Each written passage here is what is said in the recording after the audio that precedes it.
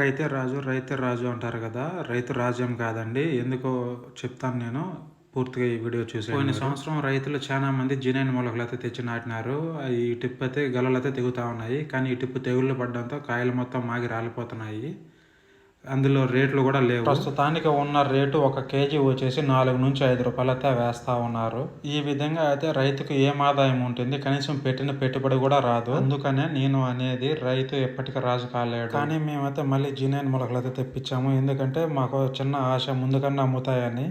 అందుకని చెప్పి మళ్ళీ ఈ టిప్ అయితే మేము జినైన్ మొలకలు అయితే తెప్పించాము. ఈ మొలకలు వచ్చేసి మేమైతే బెంగళూరు నుంచి అయితే తెప్పించాము. ఎందుకంటే అక్కడ ఎక్కువ దొరుకుతూ ఉంటాయి ఇవి, బెంగళూరు కానీ హైదరాబాద్ కానీ. కానీ మేము ఎప్పుడైతే బెంగళూరు నుంచి అయితే ఎక్కువ తెప్పిస్తాము. మేము ఈ పిల్లలు నాటుకునే దానికి ముందుగా అయితే గుర్తులు అయితే పెట్టుకుని ముగ్గు పిండి అయితే పోసుకున్నాము. ముగ్గు పిండి పోసుకునే కాడ వచ్చేసి ఈ విధంగా గుంతలు అయితే తవ్వుకుంటున్నాము. ఎందుకంటే ఈ విధంగా గుంతలు తవ్వుకున్నామంటే పిల్ల అనేది ఒక రో లోతులో పడుతుంది కాబట్టి ఏరు బాగా పలుచుకుంటుంది కాబట్టి బాగా బతుకుతుంది. అందుకని చెప్పి అయితే మేము ఈ గుంతలైతే తవ్వుకుంటున్నాము. మొత్తానికైతే గుంతలు మొత్తం తవ్వేదైతే అయిపోయింది. ఈ కాయ మొత్తం ఉంచుకున్న పిల్లలు వచ్చేసి ఒక బాక్స్కి అయితే తీసుకొని బాక్స్లో అయితే పేర్చుకొని తీసుకొని వచ్చేసి గుంతలు కొట్టిన కాడైతే ముందుగా పెట్టుకున్నామంటే వరుసగా నాటుకునేదానికైతే చాలా మనకు సింపుల్గా ఉంటుంది. కాబట్టి మేమైతే ముందుగా తెచ్చి పెట్టుకున్నాం. పిల్లలు వచ్చేసి ఒక బాక్స్కి వచ్చేసి 50 పిల్లలు అయితే పడతాయి. మేము ఈ కాయ మొత్తాన్ని కలిపి 5.25 బాక్స్ అయితే నాటాము.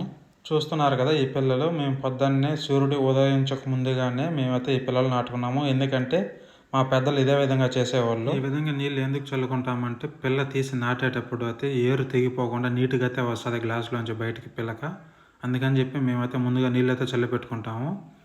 ఒక్కొక్క పిల్ల అయితే తీసుకొని నిదానంగా అయితే వేరు మట్టి కదిలిపోకుండా అయితే నిదానంగా అయితే తీసి భూమిలో అయితే నాటుకుంటాము. తీసుకున్న పిల్లను వచ్చేసి నిదానంగా గ్లాసులోంచి తీసి ఈ విధంగా భూమిలో అయితే పెట్టి నాటేసి చిన్నగా ఈ విధంగా పాదైతే తీసుకున్నాను. ఎందుకంటే నీళ్ళు పోసుకునే దానికి.